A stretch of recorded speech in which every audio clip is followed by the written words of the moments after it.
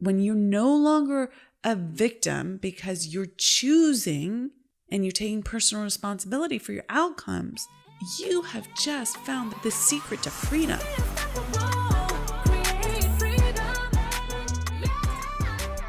Hello, and welcome to another episode of the Unstoppable Woman podcast. And today we are talking about time management being mind management and what happens when you get overwhelmed, because overwhelm is a very common experience for people, especially high achievers. I was going to say especially for overachievers, but that is not...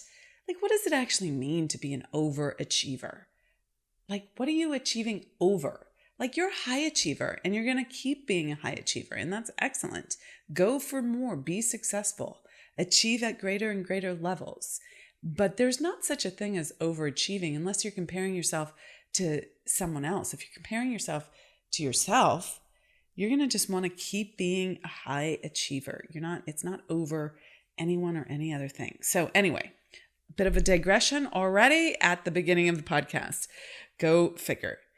In any case, overwhelm is a common experience, whether you're talking about life, work balance, which I'm not crazy about that expression either, because I think balance is a myth, that there is no such thing as homeostasis, that perfect sweet spot balance. There is harmony, there is flow, there is ebb and flow, and you can enjoy the journey and you can have a delightful life, which means you are approaching everything with a great attitude. And yes, there can be overwhelm. Nonetheless, there can be times in your life, even with a great attitude, where you've just got too much on your plate. But sometimes it's not because you have a great attitude. You just have a habit of being overwhelmed. So let's dive in here and take a look at what this means. So overwhelm in general is that feeling of having too much to do and that dread that is associated with it. And that dread can range in intensity, from a slight feeling of discomfort to full-on anxiety and panic even. Panic attacks often come from just feeling like you cannot compromise on anything, and you're going to friggin' drop the ball, and everything is the top priority. And it's really inaccurate way of looking at the world, but you get yourself in a little bit of a hook, a little bit of a spin out there. So you're not thinking clearly, especially when you're at that level of anxiety and creating panic. You're not thinking clearly about what's happening for yourself. And as a result, you make bad decisions. And ultimately, it leads to burnout. You can crash and burn. And it might ruin relationships. If you're leading a team and you're constantly overwhelmed and you're snapping at people and maybe you're turning into a rageaholic, that's not okay. Okay? Just plain and simple, not okay. Maybe it's ruining or negatively affecting your love relationship, or if you're not in a love relationship, and you want to be, not everyone wants to be, but if you want to be, your ability to create the kind of romantic love relationship you want. You don't have, you keep telling yourself you don't have time to date, or if you're in a relationship, you don't show up with presence and fully there for the other person because you've just got too much to do and you're making those other things a priority. Or maybe you're just at your wit's end. So when you come home, you snap at your partner and you lash out, whether it's, again, in your business life or in your career or in your personal life. This way of being is very reactive. There's a lot of reactivity there. You're not responding with clarity of thought. You're most likely in victim mode and you're lashing out. And it ultimately keeps you at the same level, which is working really hard, but not getting ahead, not getting the results that you want. Now, I am a huge proponent of putting in the effort, putting in the work. It's not that I think money rains from the sky through some sort of just stare at your belly button kind of manifestation technique. That's a bunch of hooey. Okay. You need to put the right causes into effect.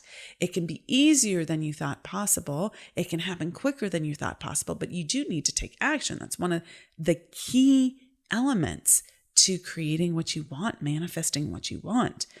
And working, putting the effort in can feel delightful, can feel lit up and alive.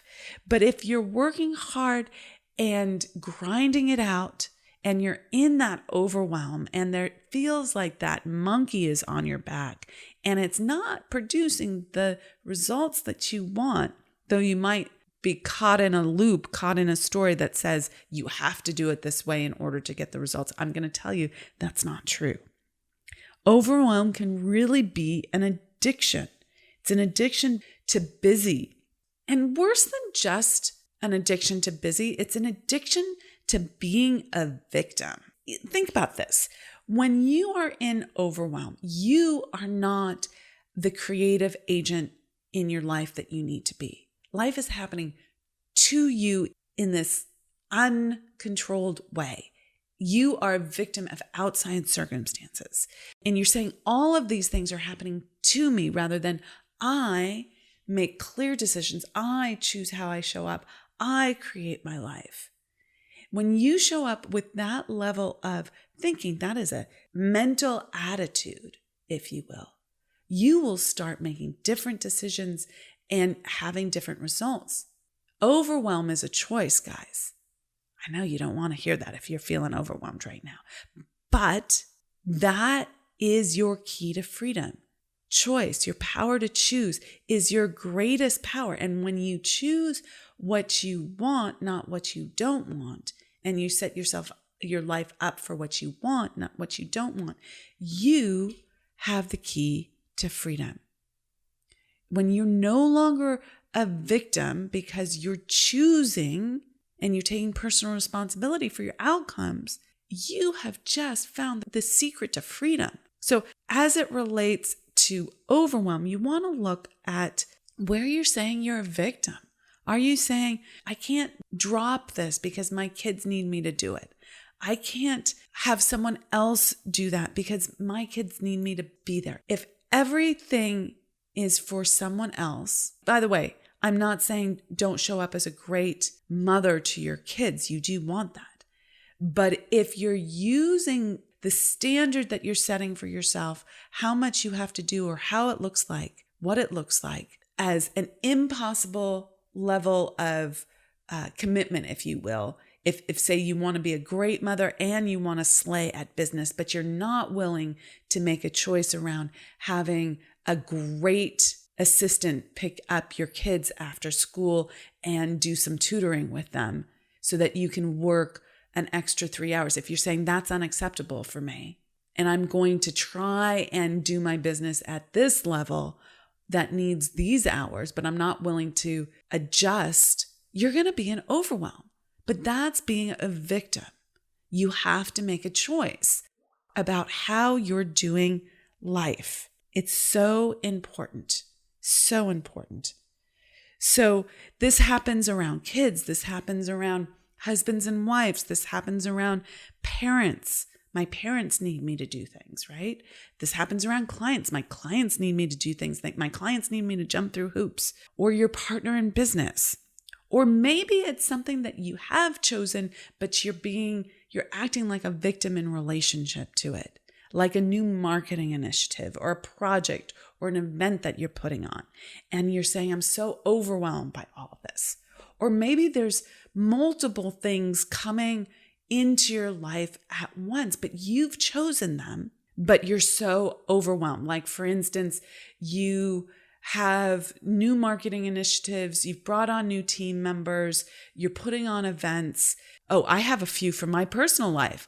I've adopted a new puppy and I'm looking for a new house, and all of those things together can lead to more hours required of me in a day than what was previously on my plate. So you have to make adjustments. Do you complain? There's a moment that you might want to complain within a box. Give it 3 minutes, give it 1 or 2 sentences, articulate the problem, and then go solve it. Okay, that's the attitude that you need. But if you stay in the like, oh no, it's all happening to me. Oh no, my puppy's creating chaos in my life and overwhelming me. No, that's a choice. That is a choice that you've made. Own it. Okay, own it. We're going to take a quick pause in the teaching to tell you about the Unstoppable Woman Income Breakthrough Summit, a powerful way to scale up and create consistent cash flow in your life and your business. We'll come right back to the teaching in less than a minute, so stick with us. The Unstoppable Woman Income Breakthrough Summit is a 3-day virtual event designed to help you break through your subconscious blocks and self-sabotaging behavior that keeps you playing small and not consistently making the money you desire or achieving your big goals and delightful life. This is what I had to do when I made my big quantum leap, going from making $138,000 to $700K in 1 year. Then crossing the 7-figure mark. It's time for you to do the same thing. Eliminate the confusion, master your mindset, and get the exact methodology required to scale up your business and your life. Go to theunstoppablewoman.com/summit to grab your ticket now before we sell out. I can't wait to help you experience a true income breakthrough as well. I'll see you there. Now, we'll get back to the teaching. Nobody is making these choices for you, okay? You are choosing them. At some point, you chose them either consciously or subconsciously. But then you say to me, I have all this stuff on my plate, and if I don't do it all, someone's going to be upset. I'm going to be upset. My husband is going to be upset. My wife is going to be upset. My partner's going to be upset. My clients are going to be upset. My kids are going to be upset. My parents are going to be upset. Heck, my dog is going to be upset. You'll be upset. But here's the thing, especially when you're using other people's reactions as a means for not making a clear decision to adjust how you do life and do work. If you're saying, he's going to be upset if I don't do this, or that this is really, I want you to understand this. Let me back up a second.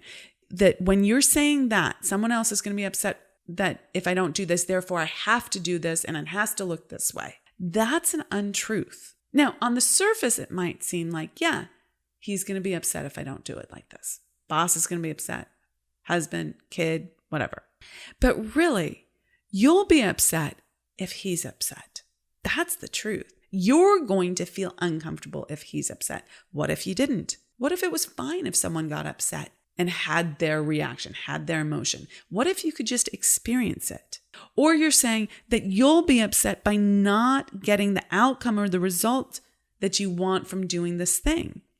You don't want to experience that negative experience. Own that. Own that. You'll be upset by that. What if you wouldn't? What if you said, you know what? I'm not going to be upset if this doesn't happen. Now, there's a time and a place. There's a discernment element to this. If you actually really want that outcome, then you have to make different choices. Something's got to give. There's only 24 hours in a day. Everyone has the same 24 hours. And sacrificing your sleep so you're a miserable human being is not an option, guys. Okay? Not an option. I happen to be someone who loves getting up early because I have great energy in the early morning. So I get up at 5:30. That said, I go to bed at 9 or 9:30. I don't sacrifice my sleep. So you need to know what you can and cannot sacrifice. Okay. So ultimately, this is about taking personal responsibility and making choices and saying, I choose this. I've chosen this new puppy, right? So I need to adjust my schedule in my life to make this work. I've chosen this new marketing initiative. Great. I love that. What has to shift? Do I need to hire more team members? Do I need to let go of things that are no longer my job? Do I need to delegate? What needs to happen as a result? This idea that you can't make choices in your favor keeps you stuck. So in order to really see the possibility in the choice, you must change your attitude. You need to become someone who is pro themselves and not a victim, okay? Who takes personal responsibility. And of course, there are tactical time management techniques. I teach them that are very useful, like block scheduling your time, like working in 45-minute increments, then taking a break, clear your mind, change your state, doing what is on your calendar, planning your week, putting it on your calendar, sticking to what's on your calendar, delegating, deleting things. It's no longer my job, not doing that. That initiative's not happening. Delaying things, sometimes you have to say, actually, that needs to happen in 2 weeks. Or just doing it and getting out of your way. That's a really big way that you can change your attitude. I often tell my clients, action is a balm. It's a way to get out of overwhelm. Stop overthinking it. Stop thinking about all that you have to do and how you're going to drop the ball and fail. And it's so overwhelming and you're so stressed. If you keep repeating that thinking in your mind, that is what you're going to execute on. That is your attitude and that is how you're going to show up, and it's not going to feel good. So instead, knock that off. Stop thinking that. And instead, just do the first thing on your list. Do the next thing. Do the next thing. Okay? Don't overthink it. Just get into action. Action is a balm. And it actually helps you move through that feeling of overwhelm. It's not just, oh my God, I need to get the next thing done. It's like, okay, it's an attitude thing. I'm just going to do this. I'm doing this, not overthinking it. I'm doing this, not overthinking it. But fundamentally, these kinds of tactical suggestions, you won't be able to implement on if your mindset is set on self-sabotage. So let me explain what that means. Let me give you an example. Let's say when you were growing up, you were a child, and you learned from your parents who were doing the best that they could with the information and experience that they had, that getting love came from receiving love, feeling love came from achievement and always being busy and doing something. Now, there's a lot of positive effects from that, right? You're probably someone who knows how to get things done, right? Can achieve things, is regularly checking things off your list, okay? But the shadow side of that is that you can be addicted. You can be on that hamster wheel of never enough, where you have to stay busy, have to get to the next task. You're like hitting that, what is it that like, you're getting your heroin hit from the next task, the dopamine hit, there we go, from the next task. And you get some high from being super busy, but it can very easily cross over to overwhelm. But that identity got locked in when you were very young. So you have this identity that says, and it's a self-image, okay, that says, I am someone who is lovable because she achieves things. Well, it's great to achieve things, but if that's where you get love and you're constantly trying to get that dopamine hit of like love through achievement, now you have and needing to be busy all the time, right? You have this self-image. Now that's locked in place. And that self-image is like a target. It's what your subconscious wants to recreate and hit all the time. It knows that this is who she is, and this is how we survive in this world, and this is what we want to execute on. And it's like a heat-seeking missile. Your subconscious will keep getting you to recreate that self-image. That's its target. Okay, it's like, I'm going to keep going back there. I'm going to keep going back there. So now you have all these tactical things that actually really do help. But your self-image is of someone who is always overwhelmed, who always needs to be busy, who always needs to be achieving in order to get love.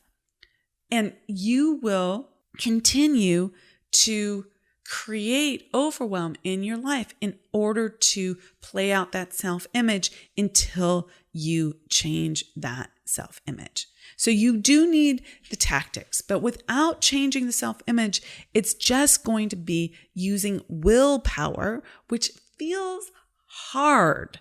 Okay. When you use willpower, you're like pushing that boulder up the hill. You're at counter purposes to yourself. You're at cross purposes to yourself.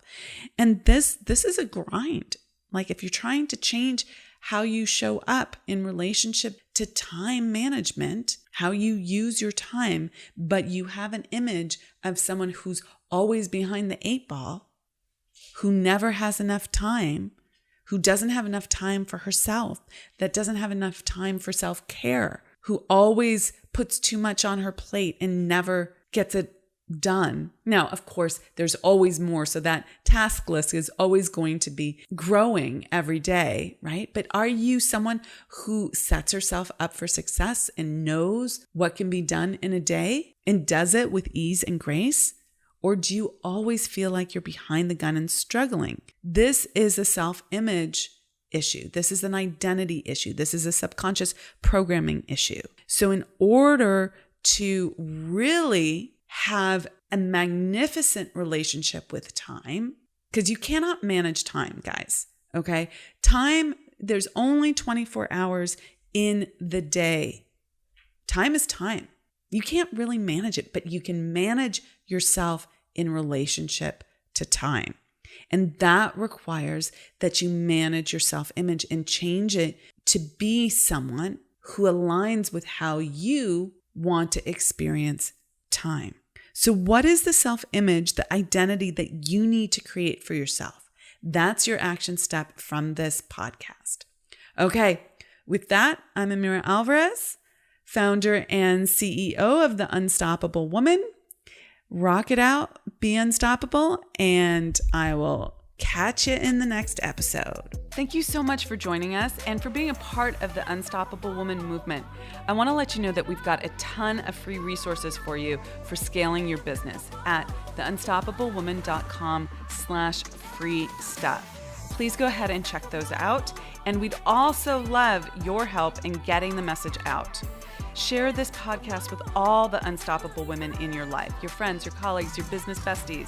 Please do that. And if you're game, we'd super duper appreciate a review on iTunes as well. Thanks so much and be unstoppable.